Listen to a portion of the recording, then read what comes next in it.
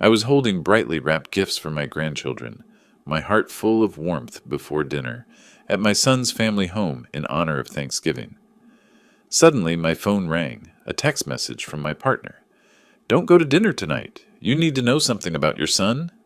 His words struck me like lightning, shattering the illusion of family comfort. "You won't believe the truth," he revealed to me. Before we continue, please subscribe to the channel and let us know where you are listening in the comments. My phone buzzed against the mahogany desk, the vibration loud in the November silence. I'd been alone in my office for the past 3 hours, reviewing blueprints for the Henderson project, and the interruption made me flinch. The screen lit up with a name I hadn't seen in 2 months. Kevin. I stared at it. My thumb hovered over the green button, then pulled back. 4 rings. 5. What could he possibly want now? On the 6th ring, I answered, "Dad? It's me." His voice carried that forced cheerfulness I'd heard him use with difficult clients. "Listen, I know we haven't talked, but Thanksgiving is coming up. Jennifer and I would really like you to come to dinner." The words landed like stones in still water. I opened my mouth, closed it again. Outside my window, Seattle's skyline was turning gray with approaching rain. "I wasn't expecting this call," I finally managed. "I know, but the kids keep asking about Grandpa, and, well, families should be together for the holidays." Family should be together. The memory hit me like a physical blow. I was standing in this same office, late September afternoon. Kevin had stormed in without knocking, his face already flushed with anger. He'd positioned himself on the opposite side of my desk, hands planted flat on the surface, leaning forward like a prosecutor confronting a hostile witness. "You're holding this company back." The words had come out sharp, clipped. "Your old-fashioned ideas are costing us millions." I'd remained seated, keeping my voice level despite the heat rising in my chest. "I built this firm from nothing. You've been here 8 years, and you think you know better? You're stuck in the past." He'd started pacing then, gesturing wildly toward the framed architectural drawings on the walls, projects I'd poured my soul into. "Either hand over control now, or I'll find another way." I'd stood up then, slowly, meeting his eyes across the desk. "This company isn't something you inherit like furniture. It's earned." His face had gone from red to nearly purple. He'd slammed his fist down so hard that my coffee cup jumped, leaving a brown ring on the blueprint I'd been reviewing. For a moment, we'd just stared at each other, father and son, architect and junior partner, 2 men who'd forgotten how to speak the same language. "You'll regret not giving me what I deserve." He'd spun on his heel and marched out. The door slammed with enough force that the framed drawings rattled against the walls. I'd listened to his footsteps echo down the hallway, growing fainter until the elevator chimed and carried him away. I hadn't heard from him since, not a word, not even through Jennifer. "Dad, you still there?" Kevin's voice on the phone pulled me back to the present. My knuckles were white where I gripped the edge of the desk. "What about what you said?" My throat felt tight. "About me being outdated, holding everything back?" A pause. I heard him breathe out slowly. "Can we talk about that in person? Please, Dad, just come to dinner." I looked at the framed photo on my desk. Kevin and me at the company's 25th anniversary party, both of us wearing genuine smiles, his arm around my shoulders. When had that stopped being real? When had my son started seeing me as an obstacle instead of a father? "The kids really miss you," Kevin added, his voice softer now. "Olivia keeps asking when Grandpa is coming to visit. Ethan wants to show you the treehouse Jennifer's brother helped him build." "Olivia?" "Ethan. 7 and 5 years old. They shouldn't suffer because their father and grandfather couldn't find common ground." "All right," I heard myself say. "What time?" 5 o'clock. Jennifer's making that braised short rib you love, and her apple pie. I'll be there." After we hung up, I sat motionless for a long moment. The office felt different somehow. The same furniture, same view, but the air had changed. Rain began pattering against the window. I reached out and traced the edge of the photo frame, remembering when Kevin had looked at me with pride instead of contempt. Maybe people could change. Maybe he'd realized that family mattered more than corporate control. Maybe this dinner was his way of apologizing without having to say the words directly. I wanted to believe that. I needed to believe it. I pulled out my phone and started a shopping list for the kids. The morning came with typical Seattle drizzle. I pushed through the glass doors of our building at 8:30, balancing my coffee and briefcase while nodding to Maria at the reception desk. She smiled and returned to her computer screen. Everything felt normal. The hum of the heating system, the faint smell of fresh paint from the renovation project 2 floors down, the familiar creak of the elevator. My office looked exactly as I'd left it. The blueprint from yesterday still spread across my desk, the coffee ring still visible in the corner.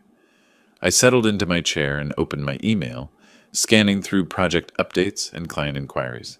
The Henderson proposal needed final revisions. The Morrison Street development required permit documentation. Ordinary problems. Solvable problems.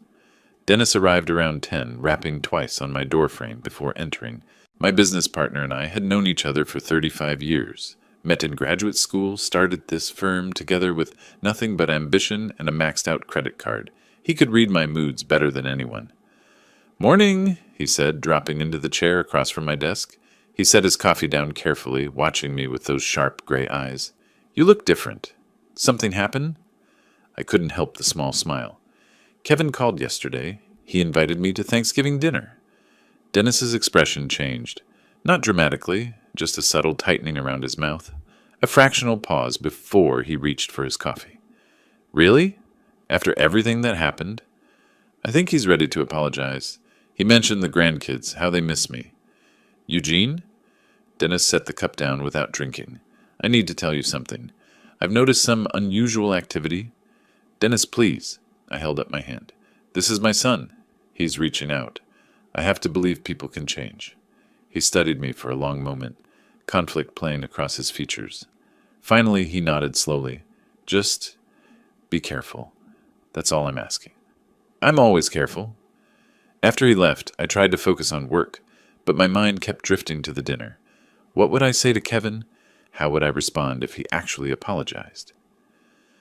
The morning passed in routine meetings, a conference call with contractors, a design review with our junior architects, paperwork that required signatures.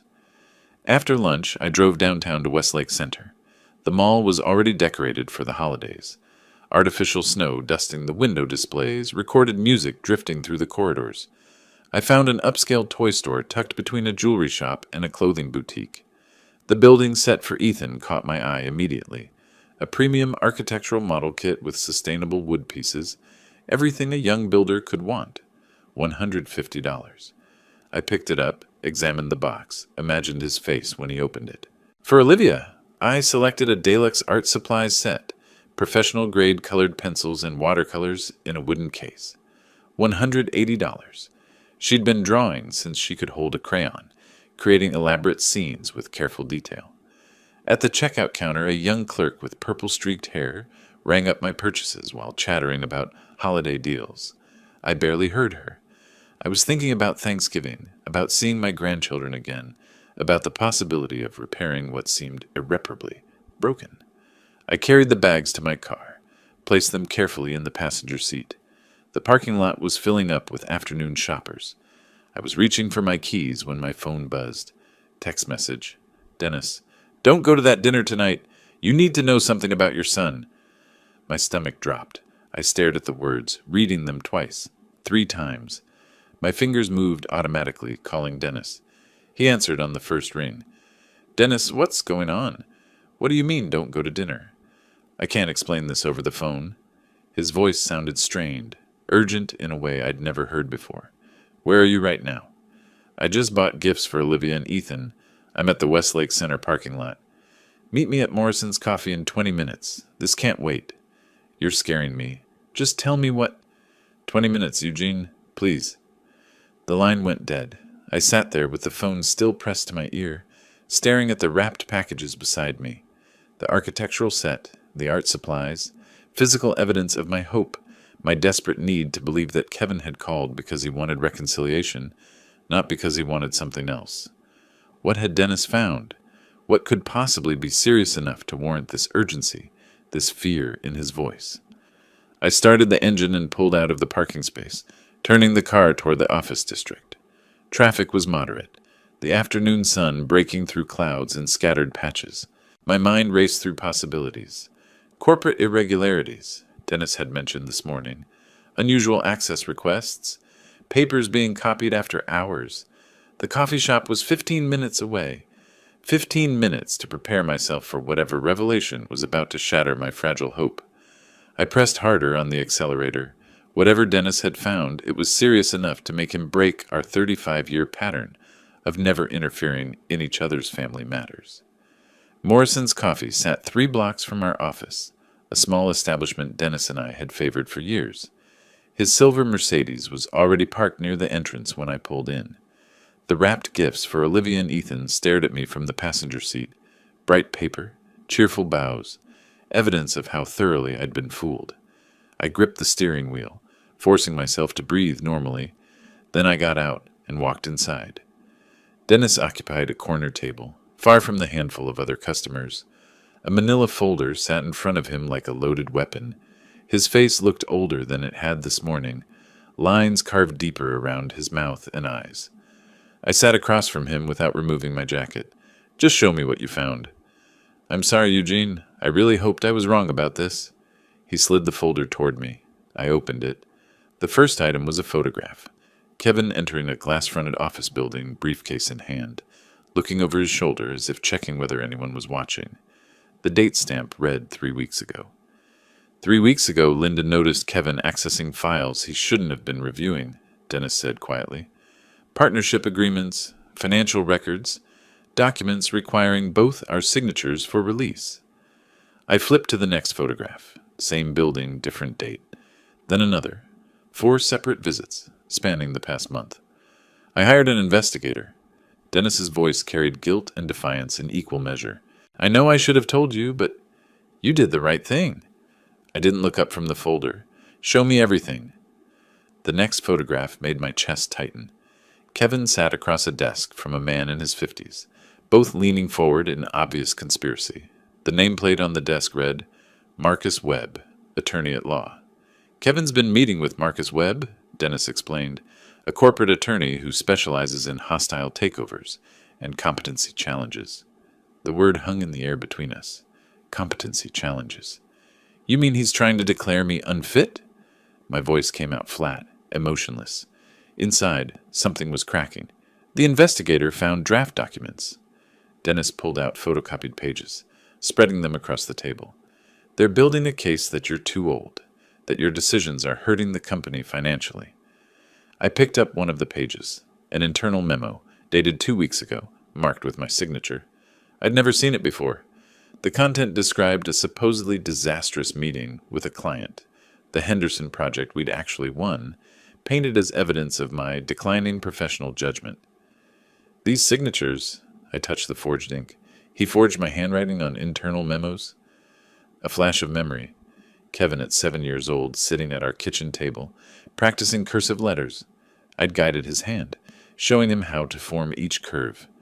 Now that same hand had learned to mimic mine for purposes of deception. "Creating a pattern," Dennis confirmed. "Each one shows a supposed error in judgment. Things clients never complained about, but it looks official on paper." More documents followed. Notes in Kevin's handwriting about father's declining capacity. A draft petition for an emergency shareholder meeting. Copies of emails to junior partners suggesting I planned to sell the firm without consulting anyone. "And the Thanksgiving dinner?" I heard myself ask. Dennis met my eyes. "My guess? Get you comfortable. Maybe have you sign something casual. Just a family document. Or simply keep you distracted while final pieces fell into place." The coffee shop felt very quiet.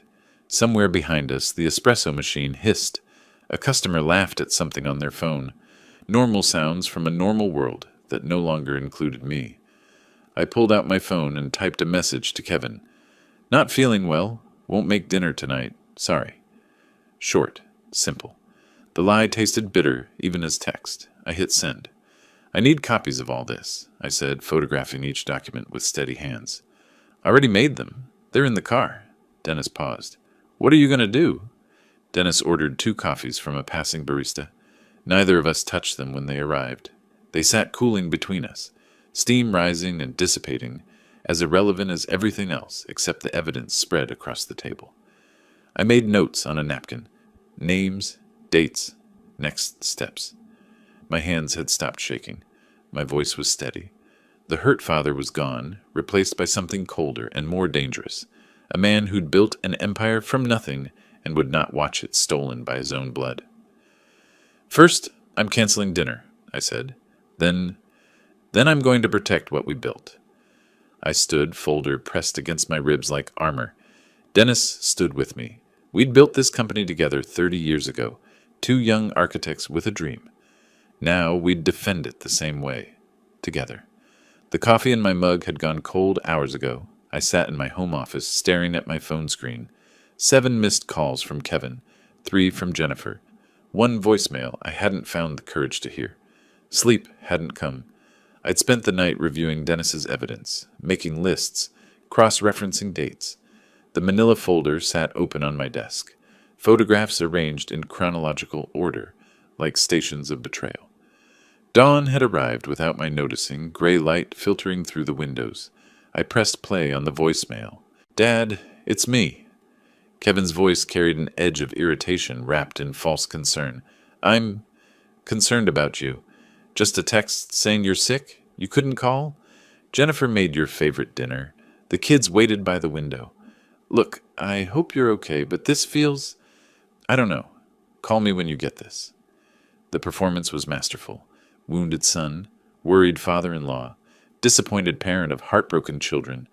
If I hadn't seen the evidence, I might have felt guilty. I deleted the message and dialed a different number. "Adams and Associates. How may I help you?" "Robert Adams, please. This is Eugene Clark. I need an emergency appointment this morning." The receptionist hesitated. "Mr. Adams is fully booked today." "Tell him it involves corporate fraud. I'll be there in 40 minutes.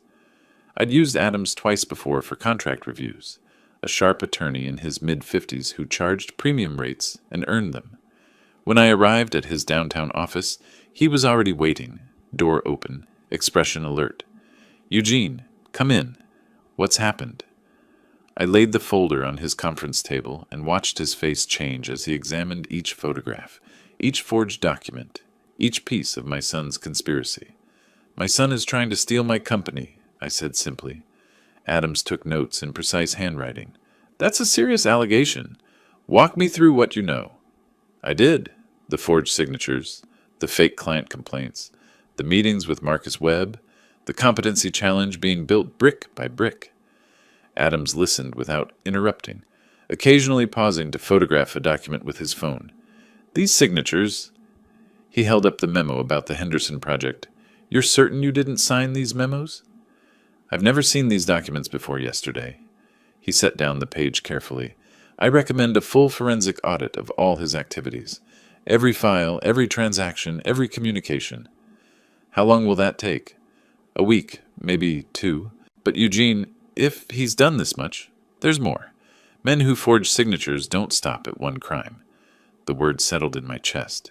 "Do whatever's necessary. I want everything." Adams made 3 phone calls while I sat in his office. By early afternoon, preliminary findings began arriving via email. He read them aloud, his voice growing tighter with each revelation. Kevin had created fake email accounts posing as dissatisfied clients, sent complaints to our company address to build his paper trail, approached 2 junior partners, telling them I planned to sell the firm without informing staff, accessed my computer using administrative override. IT confirmed the timestamps. "For the record," Adam said, looking up from his laptop, "what has your relationship with Kevin been like professionally?" I thought about Cornell, the proud phone call when Kevin was accepted. 4 years of tuition, room, board, every semester paid in full. $250,000 total. "I gave him everything," I said. "Paid for Cornell, $250,000. Hired him straight out of school when he had no experience. Bought his house as a wedding gift, another $400,000. Adams's pen paused on his notepad. "And he had no ownership stake in the company?" "No. I built this firm before he was born. He got a generous salary, benefits, title. Vice president at 32 years old." I heard the bitterness creeping into my voice and didn't try to stop it. That wasn't enough. Another memory surfaced. Kevin's graduation from Cornell. I'd sat in the crowd of parents, watching him cross the stage, feeling pride swell in my chest so fiercely I thought I might burst. I'd framed his diploma myself, hung it in his first office at the firm. That diploma had cost me $250,000. This betrayal was priceless. Adams outlined the strategy. Document everything. Prepare for formal investigation. Protect my interests. Consider removing Kevin from company positions immediately. Each recommendation made sense. Each one felt like admitting my son was truly capable of this. I'll need a retainer, Adams said. Given the scope of work, $15,000 to start. I wrote the check without hesitation. I'd written another check this size once before, Kevin's first semester at Cornell. He'd called me crying with gratitude, promising to make me proud. That memory felt like it belonged to someone else's life entirely. Adams assigned a paralegal to begin document review immediately. By the time I left his office, the machine was in motion. Corporate attorneys, forensic auditors, IT specialists, combing through digital records. The cost would be substantial. I didn't care. I walked out into the late afternoon Seattle rain. My phone buzzed again, Kevin calling for the 8th time. I sent it to voicemail and kept walking. He wanted to talk to a father, but I wasn't a father anymore. I was a man protecting what he'd built, and I'd only just begun. 2 days later, I sat in our conference room with Dennis and Robert Adams. Rain streaked the floor-to-ceiling windows overlooking Elliott Bay, turning the city into a watercolor of grays and silvers. A whiteboard stood at one end of the room, blank and waiting. This was where we'd architect my counterattack. I'd spent 48 hours reviewing Adams's preliminary findings. Food barely interested me. Sleep came in fitful patches. But my mind felt sharper than it had in months, focused to a fine point by anger and purpose. We spread the materials across the conference table. Evidence folders, legal precedents, corporate bylaws, financial records. Dennis had brought a carafe of coffee and 3 mugs from the break room. Adams opened his laptop and pulled up a document that made my stomach tighten. A comprehensive list of Kevin's manipulations, organized by category and severity. We need to be methodical, Adams said, uncapping a dry erase marker. Rush this, and Kevin could destroy evidence or create legal complications. How long before we can move? I asked. 1 week to secure everything. Then we announce the audit. Dennis leaned forward. He'll know something's wrong the moment we announce it. Good. The word came out harder than I intended. I want him to know. Adams began drawing on the whiteboard, creating 3 columns with precise strokes. Above them he wrote, Audit, Restructure, Investigation. 3 prongs, he explained. First, the audit creates official record. Every forged document, every fake complaint, every manipulation, all documented by independent auditors with no connection to your family dynamics. What if he tries to delete files? Dennis asked. Adams smiled thinly. It has already created backup of entire server. He can't erase what we've preserved. I studied the whiteboard, making notes on my legal pad, creating my own timeline parallel to Adams's. What about the corporate restructure? New bylaws make hostile takeover impossible. Requires unanimous board consent for leadership changes, enhanced oversight, mandatory ethics reviews. Even if he somehow convinced other stakeholders, he couldn't force you out. The second column filled with legal terms I'd need to research later. Dennis photographed the whiteboard with his phone, preserving our battle plan. I want to bring in Darrell Scott, Adams continued. Former FBI, specializes in corporate fraud. He'll document everything, Kevin's meetings with Webb, any financial irregularities, the full scope of his activities. How much? 10,000 retainer, then hourly? I didn't hesitate. Hire him today. Adams slid the investigator's contract across the table. I reviewed it quickly and signed. My phone buzzed. Another text from Kevin. Dad, really worried about you. Haven't heard from you in days. Please let me know you're okay. The kids are asking about you. I showed the screen to Dennis and Adams. Neither spoke, but I saw Dennis's jaw tighten. Are you going to respond? Adams asked. No. Let him wonder. Let him think he's winning. We divided responsibilities. Dennis would handle internal communications when the time came, preparing staff for disruption without revealing specifics. Adams would coordinate legal moves, filing necessary documents, briefing the auditors. I'd approve everything, sign what needed signing, maintain final authority. Adams reviewed the costs. Audit, $25,000. Investigator retainer, $10,000. Legal restructuring, $8,000. Ongoing attorney fees could reach $50,000 or more depending on Kevin's response. I'd built a company worth $8 million. I'd spend whatever was necessary to protect it. Dennis set down his coffee. He hadn't drunk any, I noticed. Neither had I. The cup sat cooling between us, forgotten. Eugene, Dennis's voice carried weight I recognized from 3 decades of partnership. Once we do this, there's no going back. This is your son. I looked at him for a long moment. Outside, rain intensified against the windows, driven sideways by wind off the bay. He stopped being my son when he forged my signature, when he called me incompetent, when he tried to steal 30 years of my work. I just needed to hear you say it. I'm certain. We shook hands, all 3 of us. Traditional business gesture, sealing our pact. This was business now, not family. Business, I understood. Business had rules, precedents, consequences. I left the conference room as evening settled over Seattle. The whiteboard behind me held our battle plan, photographed and saved. In 1 week, Kevin would walk into work expecting another ordinary day. He had no idea his world was about to collapse, and I felt no guilt about that. He'd built this trap himself. I was just going to spring it. 1 week later, Monday morning, 8:47.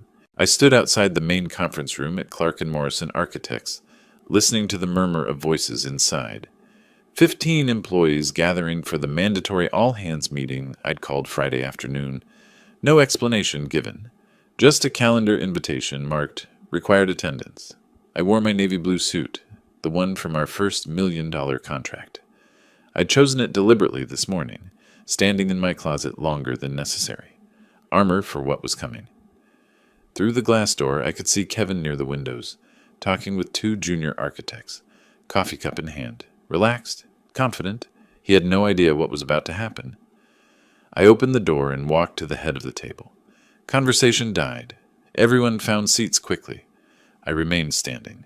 I've called this meeting to inform you that Clark & Morrison will undergo immediate comprehensive internal audit. I kept my voice level, professional.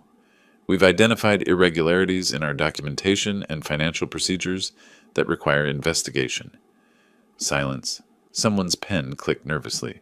What kind of irregularities? One of the junior partners, Sarah Chen, asked carefully. Unauthorized access to sensitive documents, questionable expense reports, and concerns about signature authenticity on internal memos. Kevin's coffee cup stopped halfway to his lips. His face drained of color, going from healthy tan to sickly pale in seconds. This seems extreme, he managed, voice tight. What prompted this? I met his eyes across the table. Due diligence. The audit begins tomorrow. I distributed printed memos.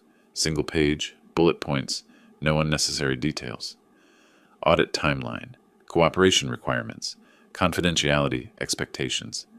People read in silence. Some exchanged confused glances.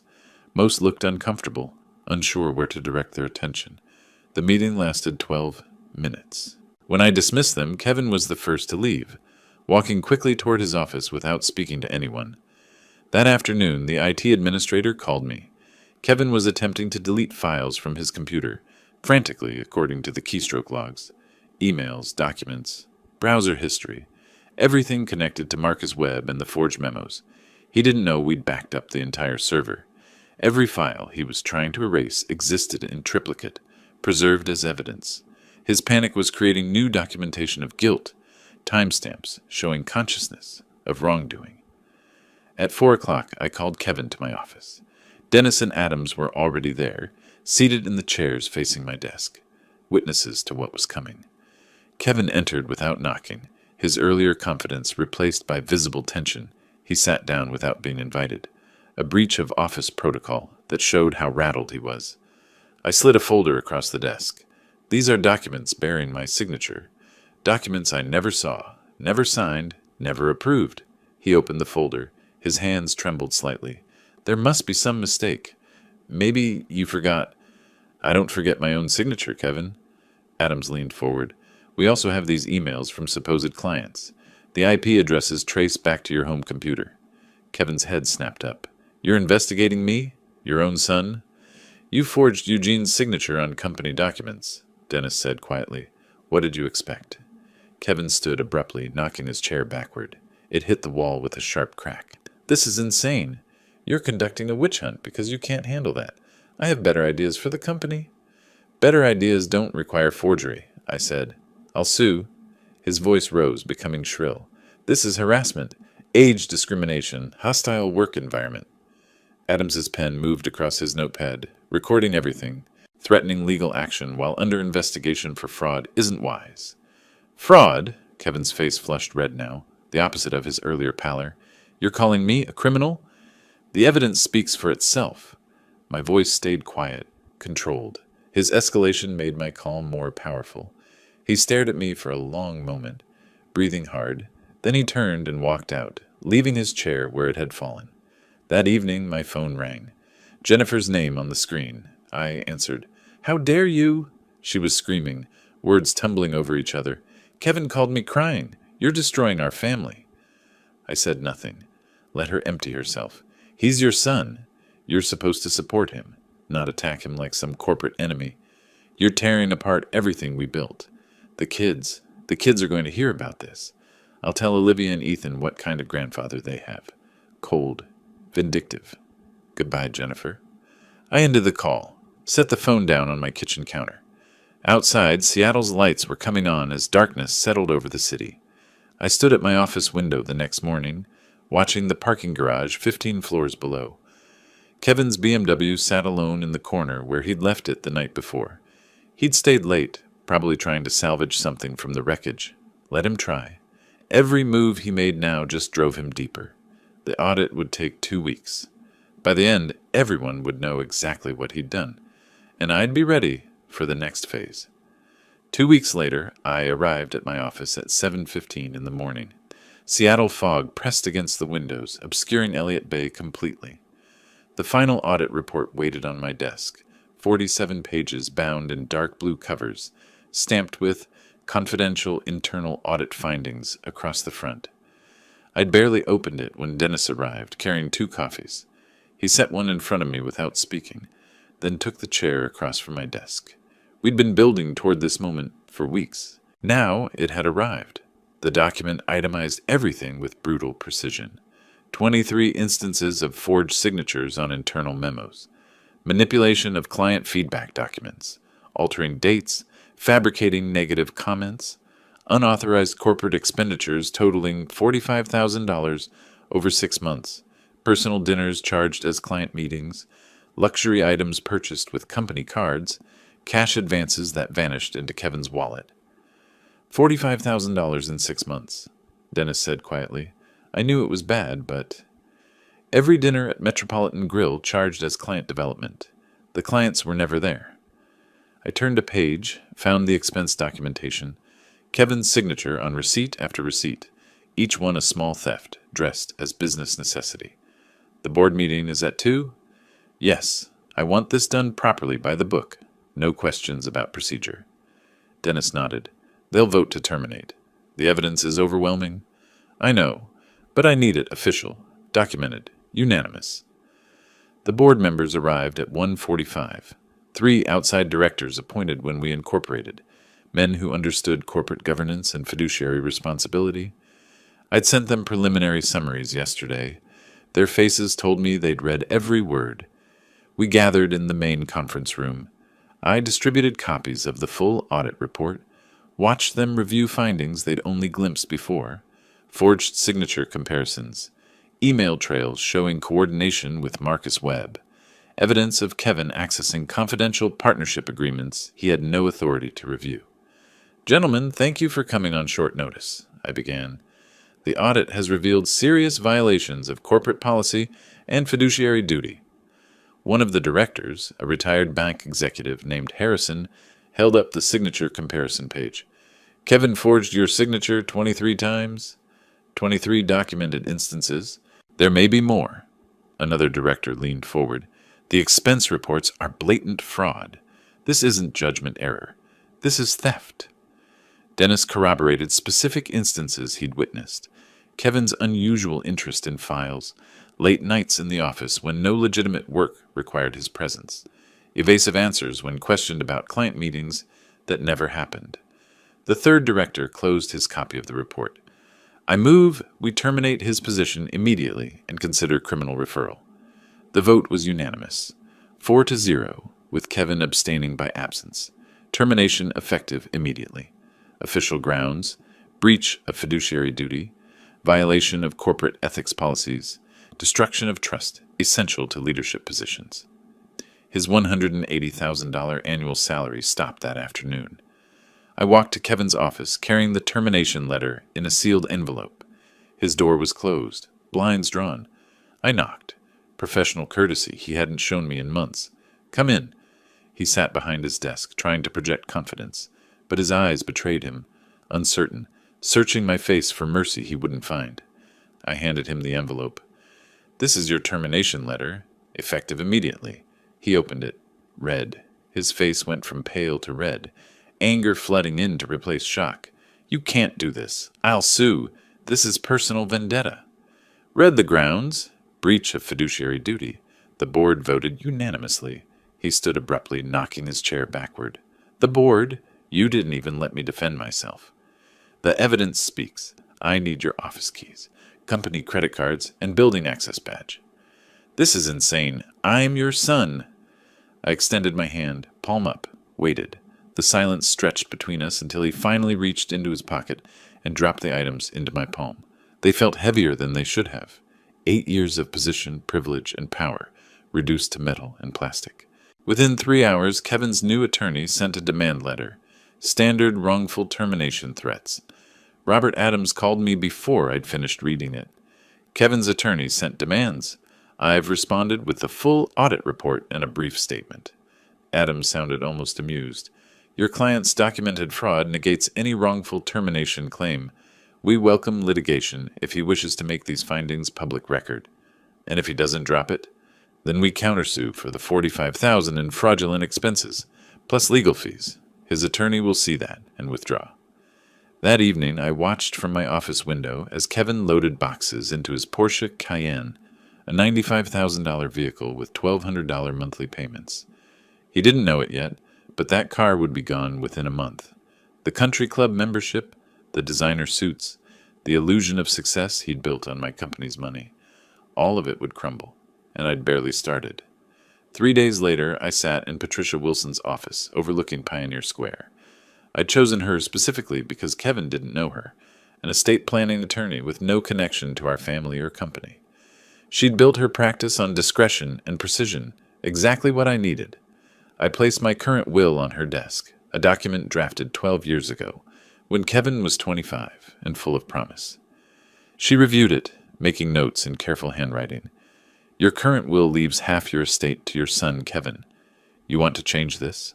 "Completely. $1 to Kevin. The rest divided between a charitable foundation, my grandchildren's educational trusts, and my business partner, Dennis Morrison." Her pen paused. She looked up, professional neutrality struggling against surprise. "I have to ask. This is a significant change. Are you certain?" "Absolutely. My son attempted to steal my company through fraud and forgery. He's earned exactly $1. She nodded slowly. "The $1 prevents him claiming he was accidentally omitted. Smart approach. I'll draft this today and have it ready for your signature tomorrow." I returned to my office to find Robert Adams waiting, a file folder open on his desk. Something in his expression told me he'd found another piece of leverage. "Eugene, I found something. The $400,000 for Kevin's house. Part of it went through corporate books." I tried to remember. Kevin said something about tax advantages. "It was classified as a corporate advance, not a gift. That makes it a recoverable loan." The implications settled over me. "How much?" $175,000. We can demand repayment." I sat down, processing this unexpected opportunity. "Do it. Add it to what he owes for the fraudulent expenses." Adams drafted the demand letter that afternoon. Kevin received it the same day Jennifer discovered they couldn't make next month's mortgage payment. I learned about their crisis from Dennis, who heard it from a mutual acquaintance. Kevin had called Jennifer in panic. They were sitting at their kitchen table, bills spread between them like evidence of failure. "They're demanding $220,000. Kevin's voice carried through their house, audible to neighbors. "Corporate loan repayment. plus the expense reimbursement. What corporate loan? You said your father gave us that money. It was a gift. He's twisting it, using paperwork against me. Their savings totaled $23,000. Outstanding debts, $220,000 corporate demand, $827,000 remaining on the mortgage, $35,000 in credit cards, $28,000 in car loans. Monthly expenses exceeded $8,500 minimum. Adams filed a legal lien against Kevin's house within the week. The lien prevented any sale or refinancing until the corporate debt was satisfied. Kevin and Jennifer couldn't sell, couldn't pay, couldn't refinance, couldn't afford to stay. The house Eugene had bought them became the cage trapping them inside their crisis. Jennifer's breaking point came on a Thursday evening. I heard about it later, how she'd confronted Kevin with bills she'd been hiding, trying to protect the illusion of stability for Olivia and Ethan. We're $3,000 short on the mortgage. Credit cards are maxed. We have no income. I'm looking for jobs. No one's hiring yet. Because word is out. Everyone knows what you did. You tried to steal from your own father and got caught. I was trying to build something for us. For our future. Her laugh was bitter, broken. You destroyed our future. We're going to lose everything because you were too greedy to wait. The arguments became daily occurrences. Vicious, exhausting, stripping away whatever remained of their marriage. On Monday morning, Jennifer made her decision. I'm taking the kids to my mother's house. Kevin looked up from the laptop where he'd been searching job postings. For how long? I don't know. I need space. The kids need stability. This house won't be ours much longer anyway. We can fix this. You can't fix anything, Kevin. You never could. You just knew how to take from your father, and now there's nothing left to take. She packed bags carefully, folding Olivia's and Ethan's clothes, while Kevin watched from the doorway. He didn't argue. Couldn't. They both knew she was right. I drove past their house that evening on my way home. Jennifer's SUV was gone from the driveway. Only Kevin's Porsche remained, parked at an angle like he'd pulled in carelessly, defeated. Lights were on in the living room, just one figure visible through the window, sitting motionless. The house that was supposed to be his castle had become his prison, and the walls were closing in. One more move, and the game would be over. 1 week after Jennifer left, my phone rang. Daryl Scott, the private investigator, his voice carrying an urgency I hadn't heard before. I need to see you. Today, if possible. 20 minutes later, he sat across from my desk with a digital recorder and a manila envelope.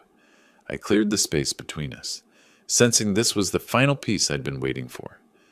I wasn't sure you'd want to hear this, Scott said, setting up the recorder. It's brutal. Play it. He pressed a button. Static, then the ambient noise of a restaurant, dishes clattering, muted conversations. Then Kevin's voice, clear and unmistakable. The audit shows Dad's been making questionable decisions. We document a pattern. Build the incompetence case. Another voice, older, professional. Marcus Webb. At 63, a competency challenge isn't unreasonable, especially if we frame it as concern for the company. Jennifer's voice cut through, sharp and eager. How long would the evaluation take? If we push it right, maybe 6 months. During that time, Kevin takes operational control. Kevin again. And if the evaluation shows he's fine?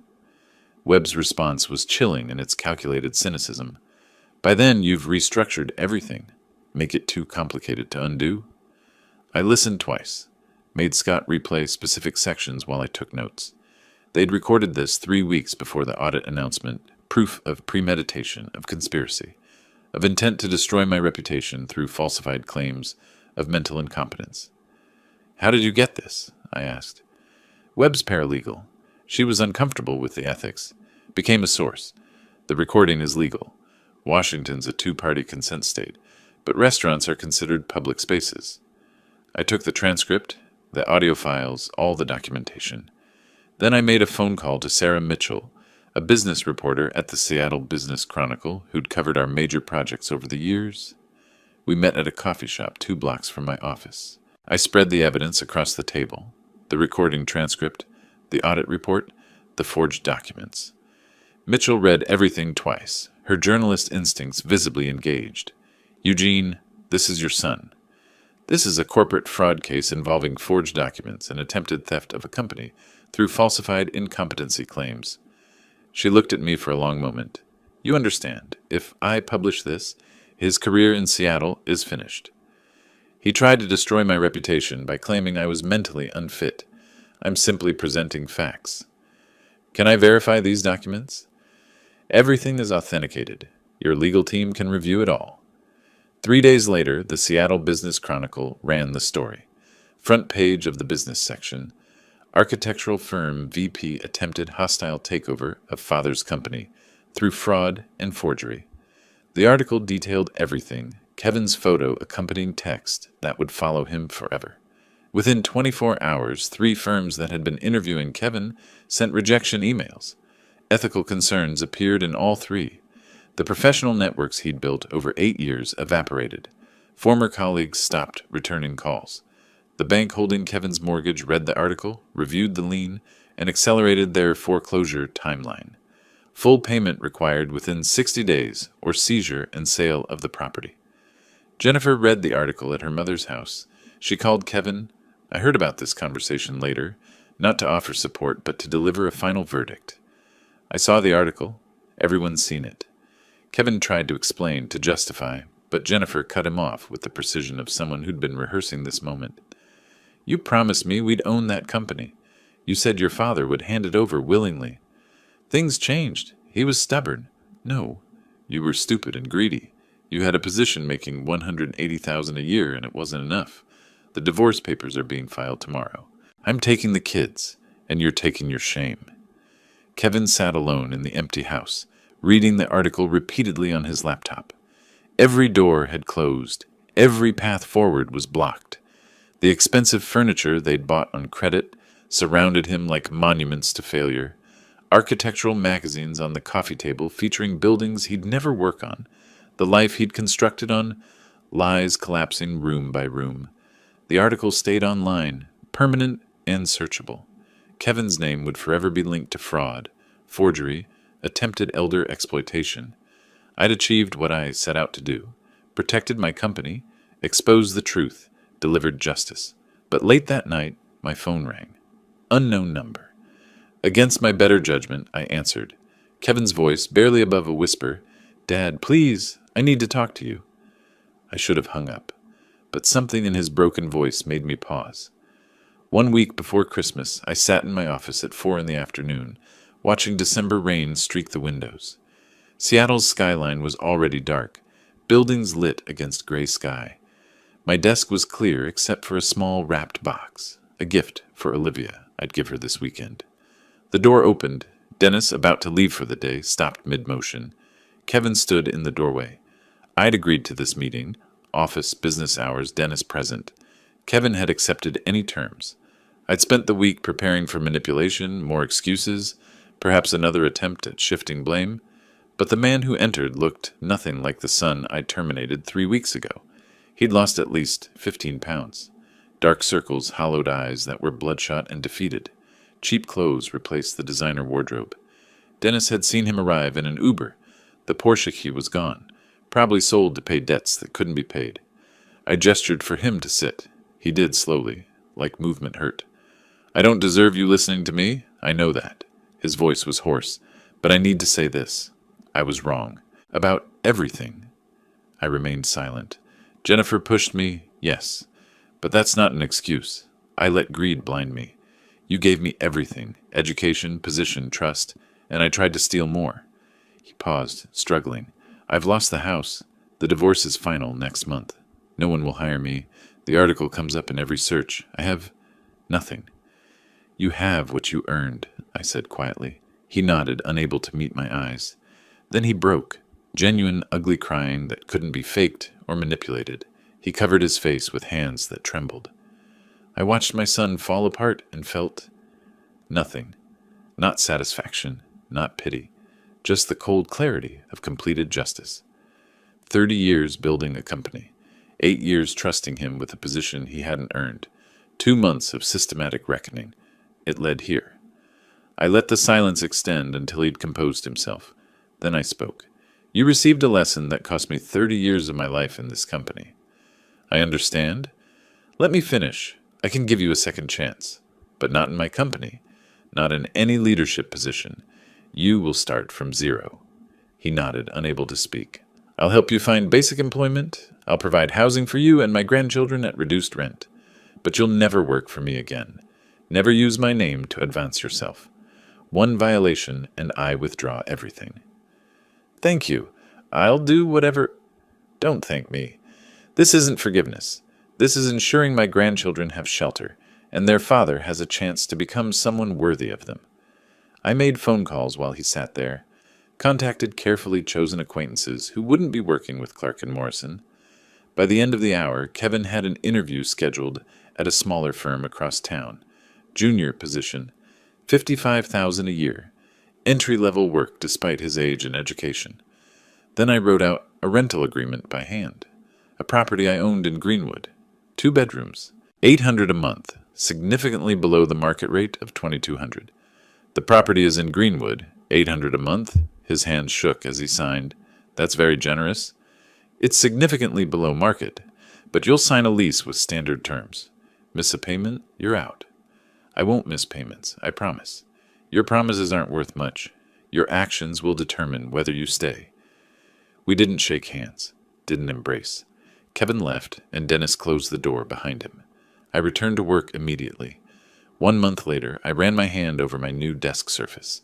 I'd remodeled the office, new furniture, new artwork, a fresh chapter physically manifested. Dennis entered carrying champagne and 2 glasses. $4.2 million, he announced. Largest contract in company history. We poured, raised our glasses. To Clark and Morrison, may we never compromise what we've built. To protecting what matters. Dennis smiled. How are the kids? Coming over Saturday. We're building a scale model of the Space Needle. And Kevin? He's their father, not my son. Those are separate relationships now. Saturday morning arrived with winter sunshine. Olivia and Ethan rang my doorbell, faces bright with excitement. We spread architectural model pieces across my living room floor. Grandpa, can this piece go here? Olivia held up a connector. Try it and see. Architecture is about testing ideas.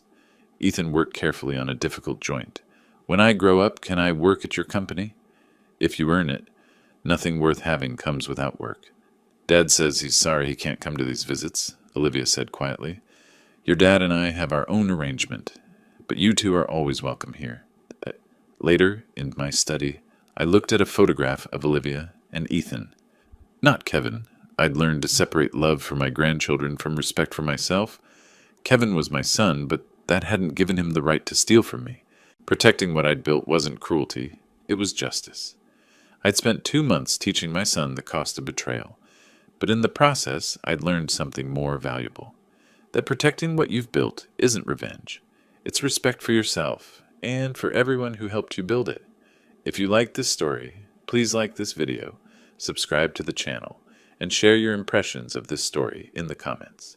To listen to the next story, click on the box on the left. Thank you for watching.